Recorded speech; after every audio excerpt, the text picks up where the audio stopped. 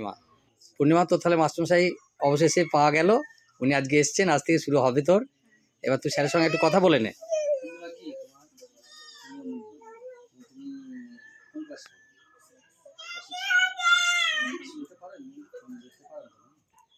না, ওর একটু অসুবিধা, হ্যাঁ যাওয়া আসা একটু অসুবিধা। ওই আমরা হুইল চেয়ার দিয়েছি, ওর মা স্কুলে কথা বলে রেখেছে, ওই যায়, ওর মা নিয়ে যায়।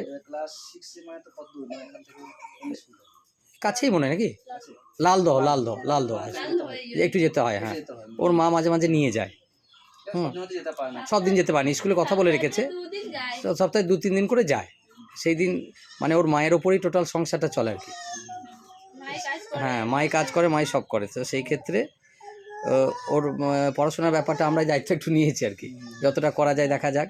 ওরও খুব ইচ্ছা আছে, কিন্তু একটু পিছিয়ে আছে, কারণ পরিবেশটা বুঝতেই পারছেন, এমনি সম্প্রদায়গত দিক থেকে একটু পিছিয়ে আছে, বাড়িতে সেইভাবে পড়াশোনা জানে না, ওই দিক থেকে একটা অনেকটাই পিছিয়ে আছে। ওর কিন্তু খুব ইচ্ছা। আমি মাঝে মাঝে আসি, আপনি আজ থেকে এলেন, তার আগে আমি মাঝে মাঝে এসেছি, ওকে একটু দেখিয়ে গেছি, চেষ্টা করেছি যতটা হয়।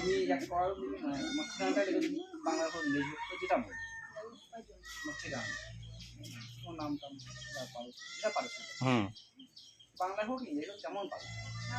হ্যাঁ, তো মাস্টারমশাই বলছেন তোর নাম ঠিকানাটা লেখ, তোর বাড়ি যদি কেউ আসতে চায় তো কীভাবে আসবে, সেই নাম ঠিকানাটা লিখে দে।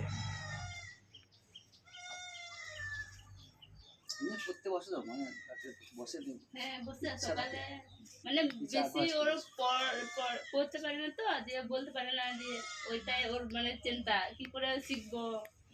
এখানে কেউ এখানে আমাদের ভাষা তো